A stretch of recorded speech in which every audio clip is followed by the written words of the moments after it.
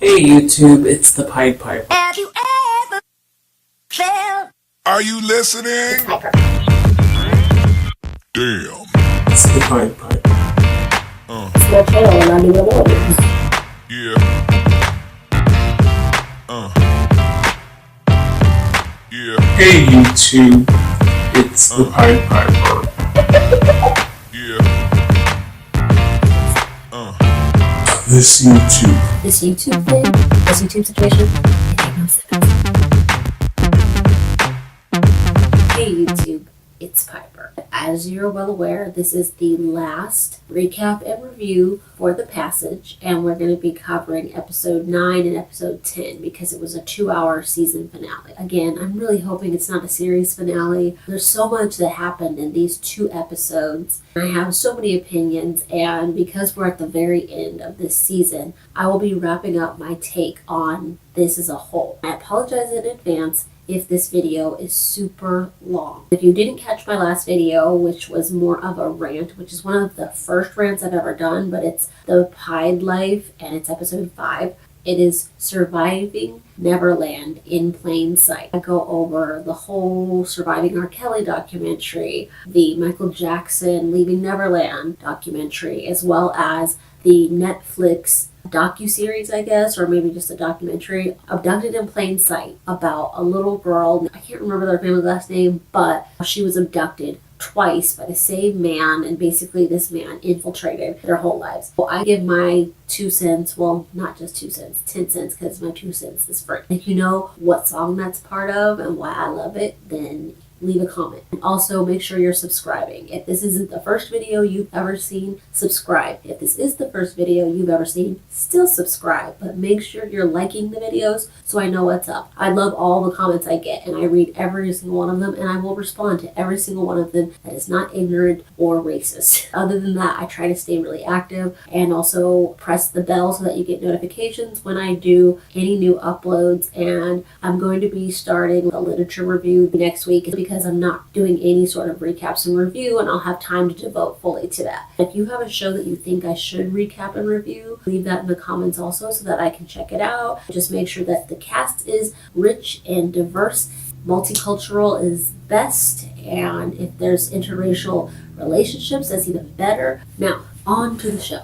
Episode 9 is called Stay in the Light, and that's the first half of the season finale. One of the things that I've been pretty critical of as of late is the flashbacks. It's a great show, but there are just a couple of tweaks that I think it could do to be even better. Not to say that flashbacks aren't good, they're great, but unfortunately all these flashbacks seem to do is basically provide some exposition that I think could be better suited if they just involved it in the show and kind of learn about the characters as we go versus always seeing a flashback beforehand. I get it, they want us to know what the relationships entail, but I think you can have a couple of those but build on the relationships in the present. For a plot device, you don't want to constantly lean on that to help move your plot. But that's just my opinion. I could be totally wrong, and Justin Cronin, who is the author of this trilogy of The Passage, is a co-producer on the show, so I'm guessing he really wants it to go this way. But we do open with a flashback and also narration from Amy, which we get a lot of that too. And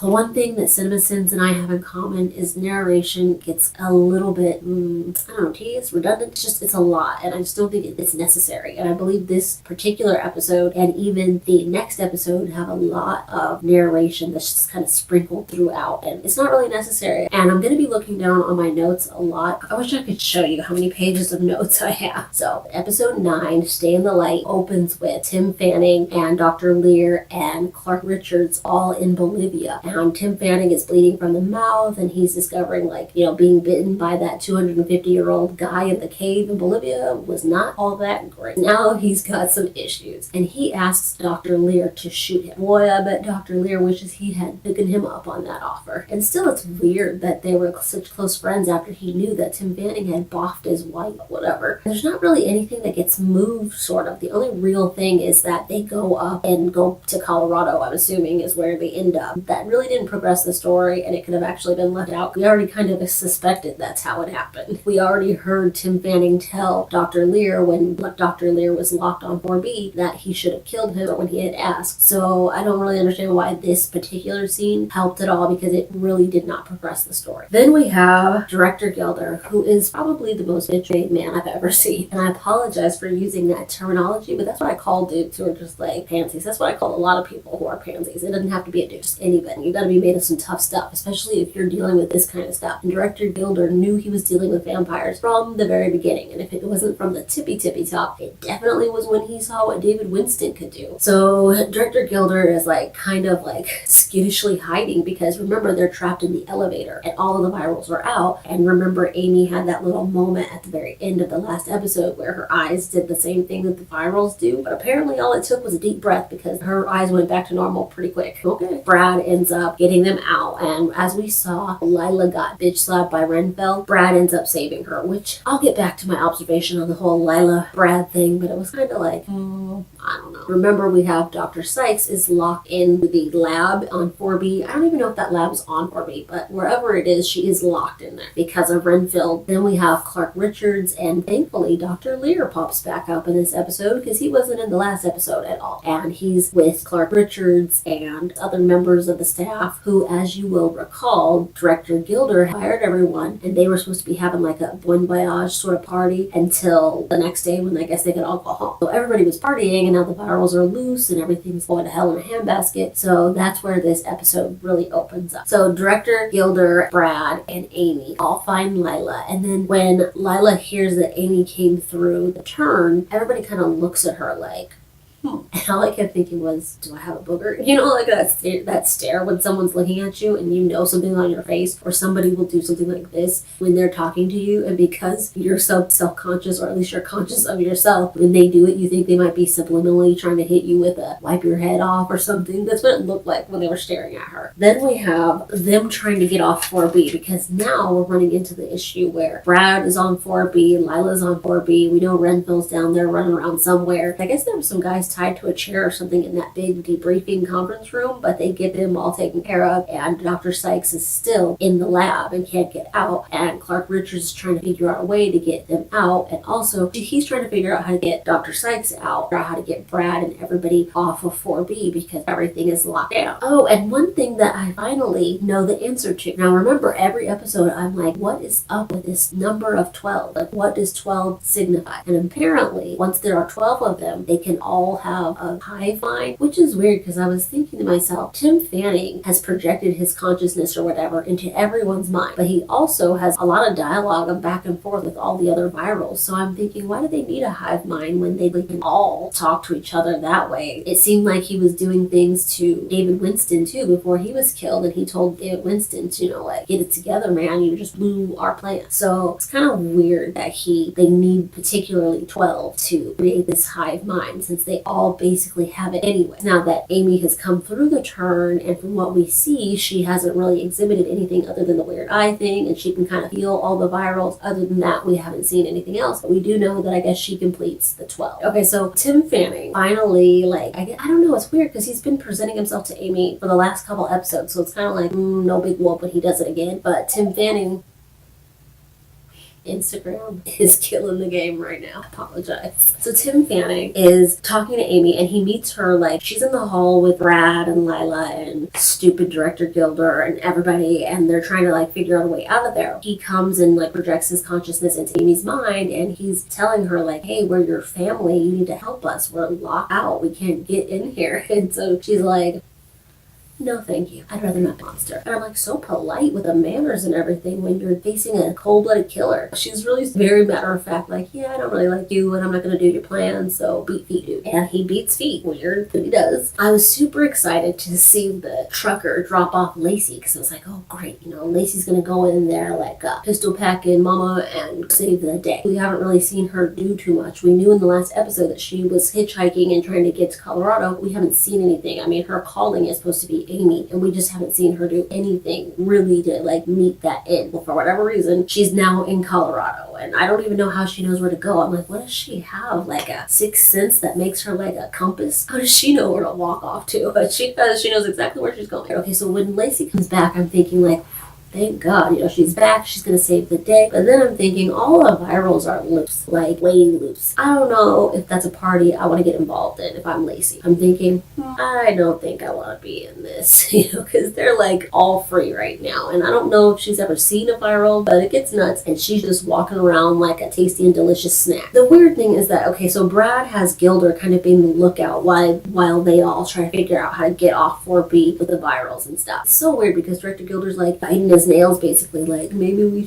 I should go back to the elevator, and Brad's like, calm yourself, bro, do what you were told to do. And it's so weird to me because I'm like, nobody wants to drink this man, like everybody's been killing willy-nilly, and he's the dude that stays around with his pedo mustache and his bitch-made antics. And I'm thinking, why can nothing happen to Director Gilder? Why? He serves no purpose at this moment. He's already been infiltrated by the virals by totally not believing what Dr. Sykes and Dr. Lear had to say about everything, and so he ended up being, I don't know, mind infected by viral number 2, who they never really talk about, and you don't even really see him when they're all attacking either. Was he only making a guest appearance? I don't know. He should probably still be around, right? I mean, whatever. So Clark Richards has this little iPad thing, and remember he had it in the last episode when he was checking security clearance, and when he found out that Renfield had the highest security clearance, and he didn't know how that happened. So he's looking at that, and I guess all the virals have like a chip inside of them, so they're able to track them. He's seeing where they are, and then out of nowhere, the virals slip off the radar, and so Amy's standing there. She's with Lila and Brad and Director Bitchmade, I don't know, Director Gilder, and she has what I like to actually call an ET or a throwback to the OG Roswell moment, because they're trying to find the virals, and she just goes,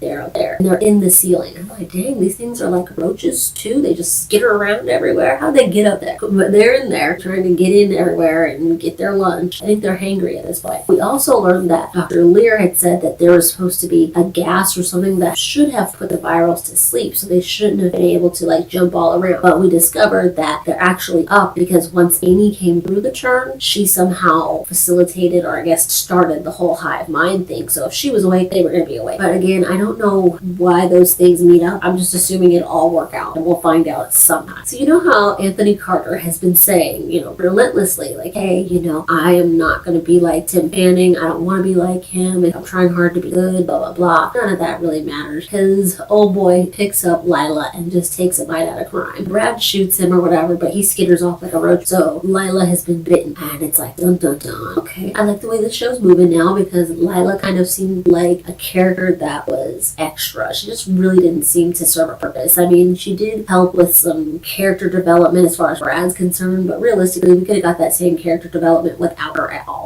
And so then we see Brad being all Rambo style. He's got his gun, and he has everybody hiding while he goes and looks out after things, and I'm thinking, all right, Brad. Like, we already knew he was great with guns, so we saw what he did to that sheriff's office whenever Clark Richards was trying to murk him, which I still don't understand. They're supposed to be best friends. Clark Richards was the godfather for Brad's daughter, kind of crazy. And now, of course, Clark is on the good side, which, okay, his character arc was like, and then this is a whole other area. So this is not going to be very linear, and I apologize because my notes are kind of all over the place, and I don't write them out like what was happening, so you're going to be like, where are we going with this? But these are the basic moments that matter. So Clark Richards finally finds a little way to be able to get everybody up to 4B. Brad stays down because he wants to help get Dr. Sykes out of that room. Dr. Sykes is being talked to by Clark Richards through the little walkie-talkie, walking her through how to open up the doors from the inside, and apparently he's got so many skills because he's able to tell her how to like cut the red wire and blah blah blah. But Brad stays down there, but Director Gilder gets upstairs, Amy gets upstairs, and Lila gets upstairs, and so they're safe for the time being, or as safe as they can be when not the vampires are roaming the halls. And then Clark, because Director Gilder is like, we should just kill everybody, because I guess they have this protocol which is sadly called the Elizabeth protocol. Like, that sucks. But they had the protocol where if, I guess, things got too rough, they could press this button and it would like blow up the bottom, or 4B, wherever that is. And so it blows it up and it would bury all of the virals in 4B. But unfortunately, it will also bury Brad and Dr. Sykes. So there's a moral dilemma because Dr. Lear, who's feeling super guilty right now because he started all this with his desire to want to help his wife. So he's kind of like of the mind, well, I like Dr. Sykes and I like Brad, but the worries of the many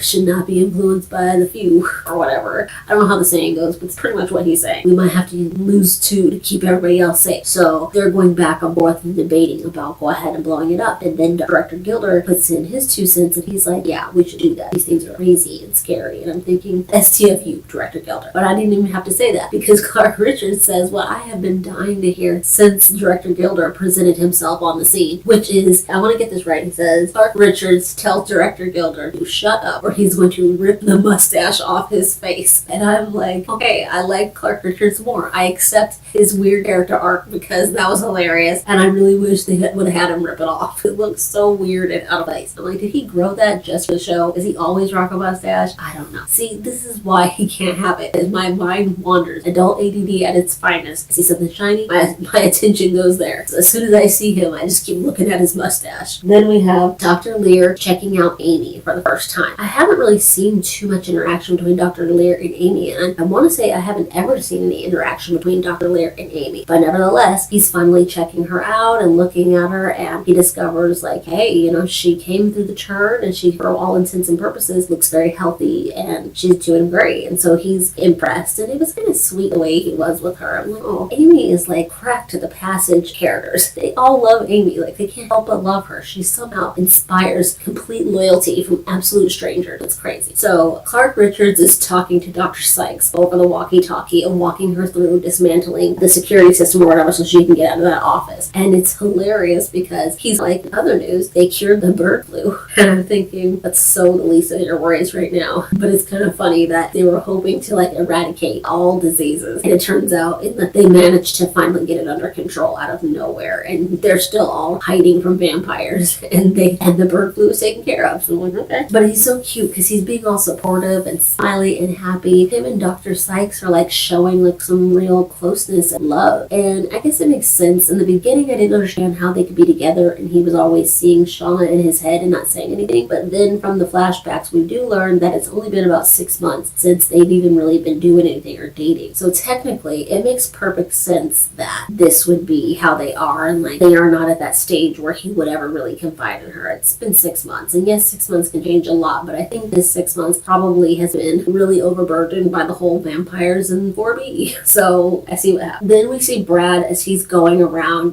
down there. And we discover Renfield laying on the ground and he's like bleeding profusely from a neck wound. And he's like, why didn't they just kill me? And I'm like, so you wanted to die? Okay, so because they didn't kill him, he can turn into a vampire or one of the virals, right? I don't know, it's weird. And we never really see him again in this episode either. So I'm not sure what happened to him, whether he turned and like ran off or if he just bled out. I don't know. And Brad doesn't care any more than I do. Brad just kind of steps over. I'm like, whatever, you opened all this stuff up. As Clark Richards and Dr. Sykes are talking, guess who drops down through the ceilings? Guess Shauna Babcock. She drops down and I'm thinking, hey, she did want to know what you tasted like. So here's her opportunity. She's going to get an English scone. So Clark and Dr. Sykes say it at the same time. They're like Shauna or Babcock, I don't know. But they both know she's there. And obviously Dr. Sykes knows Shauna's there. And of course Clark Richards can see with the little tracking thing that Shauna's there. And Shauna, instead of just immediately going and, tasting what she's been craving, instead she projects her consciousness into Dr. Sykes' mind and starts asking Dr. Sykes all these questions about like, did she really like her? Was she just sweet to all her patients or was there something important or good about Shauna? And Dr. Sykes is like, actually the other patients scared me to death, which they should have. I mean, there was a white supremacist, there was a whole rapist, who knows what everybody else did. There's homicidal maniacs. Realistically, she didn't have a good pool to pick from for people she would like. So of course she liked Shauna. And so she tells tells Shauna like, hey, I dug you, you're awesome. And obviously that's not how she says that. I'm just injecting my own idea, but this is basically what it is. So she's like, no, Shauna, I really liked you and you made me laugh and I had a great time and you just weren't like the others and blah, blah, blah, blah, blah. So Shauna's like obviously buying it. And they kind of have a moment where you think, oh, hey, I guess she doesn't want her Dr. Sykes nugget because it looks like she wants to be good. And she even divulges a bit of Tim Fanning's plan to Dr. Sykes. She's like, I don't want to be that kind of a monster or like that at all. And so they're having this great moment. We learn that like not only does Shauna have an actual heart and she's not as callous as she's coming off, but Shauna has guts. So many guts that they come spilling out of her body when Brad shoots her. And they didn't really come spilling out of her body, but she was definitely bleeding. It was more than a band-aid would fix because she was bleeding because Brad just Rambos her.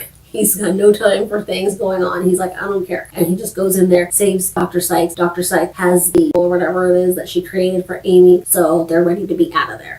And they're looking all around for their exit. All the virals are chasing them. They don't have anywhere safe. But then Brad is like, I know where safe. And so Brad and Dr. Sykes go into Tim Fanning's cell / bedroom. I don't know what they call it. His cave. I don't know. But they go in there, I guess, because technically they are pretty safe there. And then Clark Richards is like, hey, do you know where all the virals are? And Brad and Dr. Sykes are just standing there kind of stoic, just really still. And he's like, yep, they are all surrounding us. And there's literally every viral just kind of standing, gazing into Tim Fanning's little enclosure that he was in. So then we flash to upstairs. It's not really flash, but we're upstairs and Director Gilder is still being the biggest douche. He's whining like, let's call it a day, let's get out of here, blah, blah, blah. If you hadn't been so stuck on yourself and thinking you were the most amazing person in the world, you wouldn't necessarily be in this position, but you are because of your greed. So he ends up just going blah, blah, blah. He's just talking and I'm just thinking to myself, oh, Director Gilder, STF, you completely get together butt munch and ruin things. And why are no virals attacking him? Come on. And he'd probably be a pretty good meal. He's a bigger bone guy. I'm thinking, why don't they just do it? So then Amy has the greatest attitude because her and Tim Fanning are in a little, I don't know, I thought it was Tim Fanning projecting his consciousness to Amy, but then I'm thinking maybe it was Amy who was projecting her consciousness to Tim Fanning because they're in that little debriefing room and Tim Fanning is telling Amy like, hey, you gotta stop this. They're about to blow us all up. It's protocol. It's Elizabeth protocol and how poetic. You know what Tim Fanning doesn't have in good looks, he makes up for with a really witty, sarcastic personality. I love his personality. I know I'm not supposed to like him. He's the bad guy, but I love his personality. So then Amy, I guess she decides to be done talking to Tim Fanning and she morphs herself back to her childhood home or her home with her mom. And she's just sitting there on the couch just kind of like thinking, or it's been a rough day for her. She turned and now she doesn't know where she fits in. And then we see the door open and it's Anthony Carter. And I'm thinking, does everyone have a key to Amy's psychic house or mental house? Tim Fanning was in there, Anthony Carter just shows up. I'm like, you should have just left the door open. So he's talking to her and he's telling Amy, this is a hard decision. I know you don't want to have to make it and this is not fair for you to have to make it, but you've got to stop us. So we do see that Anthony Carter has like a decent moral compass, but for whatever reason in his viral form, he just like kill. He took a whole bite out of Lila like it was nothing. So I'm thinking, well, you didn't really care that much if you survive or not because you made sure to eat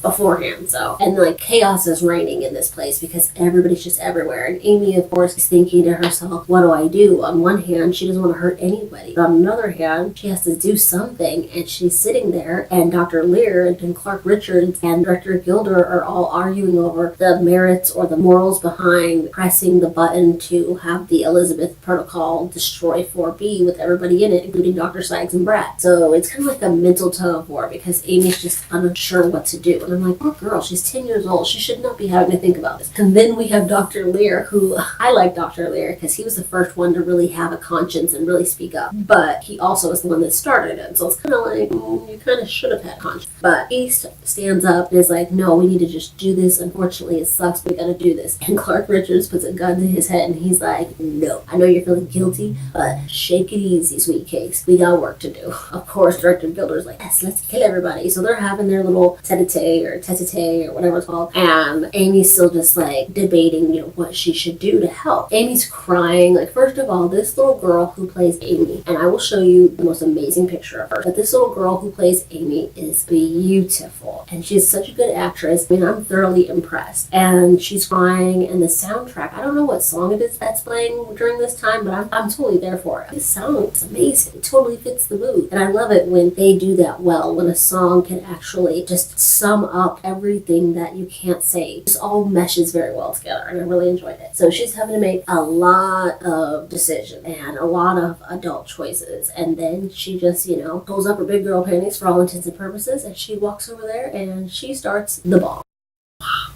Dang, that's rough. And everybody hears it and they're like, oh snaps. And then Brad and Clark Richards are talking on the walkie-talkie, and Brad's like, go press the button to detonate the bomb. And he's like, Amy. You don't really see Brad's reaction to that, but you know that he probably understands why she has to do it, or why she would have thought it was a good thing to do. And he's always telling her how brave she is and how she should chart her own course. So I'm assuming he understands her reasoning behind it, even though he has to die. But then Clark Richards actually finds this hidden stairwell, and one of the guys who works there tells him about it. Dr. Sykes and Brad decide to make a run for it and try to get out there, because now that the bomb is on its countdown, the virals are trying to get out of Project Noah compound because they're going to die if they don't. The whole time Brad and Dr. Sykes are trying to escape 4B, my heart was like boom, boom, boom, boom, as if I was there. Man, my anxiety is through the roof today. And if a show can draw you in and affect you that way, I think it's awesome. This show did everything and more for me in that moment. I was like, oh my gosh, what are they going to do? How are they going to get out? I felt like I was having to make the decision. Then they get to the area, and unfortunately the virals are like right on their tail. And then Dr. Sykes, Dr. Sykes, she does the thing that unfortunately I believe probably needed to be done, but it's really hard to understand why she felt the need to do it, because I don't know if any of her research is on file anywhere. All she's done is given Brad the antiviral to inject Amy, or to actually save Lila now that she has been bitten. So she volunteers to be a hamburger, and we never see what actually happens to her, but Brad unsuccessfully tries to get her out of there, and she doesn't want to go, and she's like, no, you need to save your wife, please protect Amy, and sends Brad on his way. And then her and Clark Richards for the first time are like, I love you, and now you say it. I wasn't even sure you were more than FWBs, but I guess now you love each other. Sucks. So she stays down there, and you don't know what happens because the bomb does go off. This is rough. I guess where the stairwell was, it actually led Brad outside. So Brad pops up, Clark Richards helps him, and obviously Dr. Sykes isn't there, and I think that Clark Richards was going to try to help Dr. Sykes, but unfortunately it blows up almost instantaneously as soon as he gets Brad clear of it. For all intents and purposes, and from what we know now, Dr. Sykes is no more. She's actually given her life to save pretty much humankind. Now I don't have to do the British accent anymore. So Clark is sad, and he too. Dr. Sykes didn't get enough character development. We know that she was a troubled woman because she'd obviously tried to commit suicide once. Like, that's it. That's all we knew about her. So maybe they didn't think it was important enough to keep her around. Hopefully she pops up next season, and she's obviously going to be a viral if she pops up. Who knows? Then Brad gives Lila the antidote, and the weird thing is that we don't know if Dr. Sykes, Lila was standing there when she did it, but she doesn't know how to make it, and Dr. Lear wasn't part of making the antidote, so Dr. Sykes should not have sacrificed herself. They should have sacrificed Dr. Lear because she knows how to save people. And then Brad and Amy and Lila have a little family moment where they're all so happy to see each other, and Lila's like, yep, Amy did protect me, and Brad's like, yeah, she's a good one,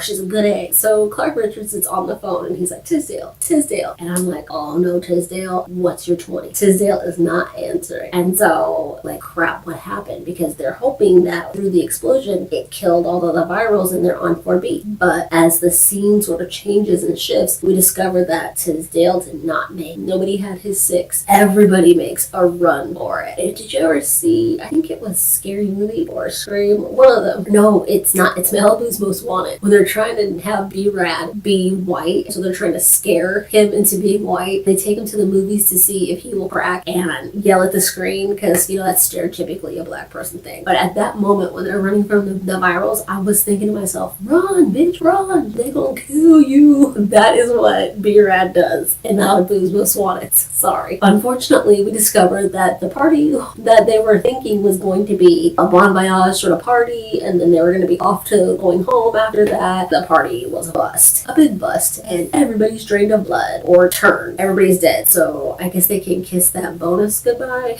because it's gone, and we don't even know if it really happened considering that viral number 2 was inside of Director Gilder's head. So maybe he had all of that look that way. Who knows? But they're running around and they're just giving dome shots to any virals they see because the ones that are bitten change faster than the ones who were injected, I guess. So they deteriorate so much faster. So they're just murking people left and right as they make their way out. So everybody's protecting Amy. And we see Dr. Lear tell them to leave. Basically, he's like the captain on the Titanic, who in that movie, you know how he was like, he just closed the door to his captain's area and he just sits there and kind of waits for the inevitable. And that's basically what Dr. Lear is deciding to do. He's just going to wait too. And so he's kind of like, save Amy. Man, Amy is like catnip. Everybody wants to save her. So he's like, save Amy, and they go running and Dr. Lear stays in there. And like I said, they're killing people left, and this is a funny moment. So when they get outside and we see Clark Richards and Brad and Amy and Lila, and I don't know where Director Gilder is at this moment. Did somebody eat him? Did I miss the eating of Director Gilder? And I have to watch it again because I don't know what happened to him. We literally just lose track of him after that, and I don't know, did somebody eat him and I wasn't paying attention? Was I in like my panic mode and he was already gulped down like a big gulp and I missed it? One thing I'm happy I did not miss, Anthony Carter. He obviously has bitten into a lot of people. He's got blood dripping all down him. This scene that they do, and if I can find a picture of it, I'm going to insert it, because this scene that they do, he looks scrumptious to me. Yes, he's got blood all over him, but making these like lion sort of noises, and his medium shirt is like hugging his muscles, and he looks ripped, just buff. I mean, his shirt is really being put to the test because it is trying hard to just break off his body. It's stuck to him, and they end up shooting him. And I don't know if they killed Anthony Carter or not, because remember, he's been shot a lot. So I don't know if he got a headshot or what. All I know is I was like, ooh,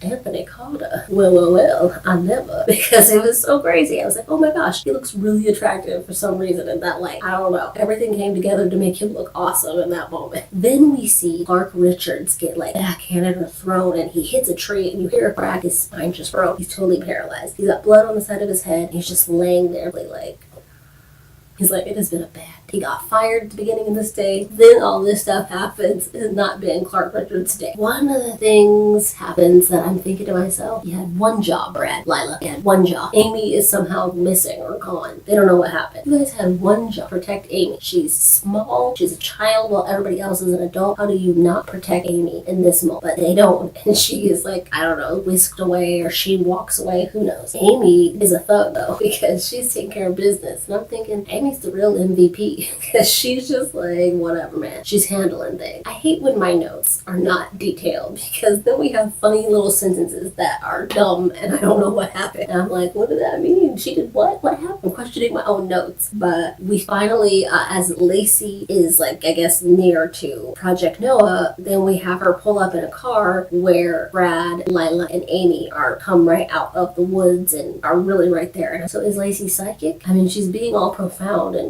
talking about the Lord, but I'm thinking, how did she know they were right there? And then she's like, this car is for you guys. She just hops out of the car and she's like, shh. She doesn't do that, but in my mind, that's basically what she did, because she's a bad mother. Shut your mouth. I was pretty impressed. And she goes and she's like ready to do battle, and I'm thinking, what good are you? Like, you need to help Amy. I thought Amy was your calling, but you're just like, sayonara, guys. Good luck. So yeah, I guess Amy, her calling or not, she just takes off into the woods to go help kill the rest of the virals. And I don't really know how many virals actually die, or at least how many of the original 12 die, because all the people that they've bitten are turning viral too. So it's just kind of like a free-for-all, and everybody's just being shot. And Lacey's walking around like giving forced last rites to everybody by head-shotting them immediately. Anybody she comes in contact with, she just shoot them in the head. I'm like, okay, last rites. I just thought it was weird though. So it's like, so all this time, Lacey has been thinking that Amy is her calling, and she just sacrifices herself to go help everything. I'm like, what if she was bitten immediately? She didn't think about that. Then Shauna comes down from wherever she was hiding, and she's right next to Clark Richards, and I'm thinking, I actually want to see him saved. So I'm like, Shauna, get your boy. He's making bad decisions. He's all paralyzed. So Shauna psychically puts them into a nice spot, because they're on top of the the roof of a nice car, and they're just laying there, and Shauna's talking about how she doesn't want to do what Fanning wants them to do, and she just needs somebody to help her be in check. And she tells Clark Richards, we all can only have one, and you'll still just be you, but you'll be able to be immortal and everything. And I don't know how that works out. I don't know for any certainty how that happens. I'm like, Renfield was basically Fanning's one, and I'm thinking, what'd you do though? They weren't close enough to exchange blood or anything, so I don't get how Shauna can save Clark Richards, but that's kind of where we leave it, is him needing to make the decision whether or not to allow her to save him in this way that will not change him, but basically lock them together. I'm very annoyed at this scene because I'm thinking to myself, Clark Richards, didn't you just tell Dr. Sykes that you loved her and already you have moved on within a millisecond? Yes, your spine was snapped, but you've been having a bad day a lot lately, so does it matter at this point? You said you would kill Shauna. So I was thinking to myself, like, as much as I hate that he's kind of like very fickle beast in his emotions, I'm thinking, okay, I approve. Save Clark Richards however you can. But then it doesn't look like Clark Richards is gonna say yes. And I'm thinking, Shauna, why are you giving him a choice? Just do it. Force him. You've been forcing your will on him all this time. Keep forcing it. It's kind of funny because while Anthony Carter is out there eating and everything, and he's like roaring like a lion or a tiger or whatever, he looks like the saddest drunk on blood guy ever. But there's blood still just literally dripping from his mouth because I'm thinking he's a very sloppy eater. You vampires waste more blood than you actually ever drink. But he's upset, and you can tell like he's having this dilemma. He doesn't want to be this guy, and I'm just thinking like, put him out of his misery. Somebody, please, put him out of my misery. So Shauna tells Clark Richards that everybody gets one, but Amy ran off with Brad and Lila. So does Amy get two? I don't know. Very weird. That is the end of episode 9's recap and review, and I don't know how long this bad boy is already. I'm sure it's probably broaching an hour, and I'm like, I might have to break these up and do them separate videos just because I don't want to overwhelm you with this huge long one, and I hate doing 2 episodes at the same time, so maybe if I spread it out, it'll give you more to look forward to. Are you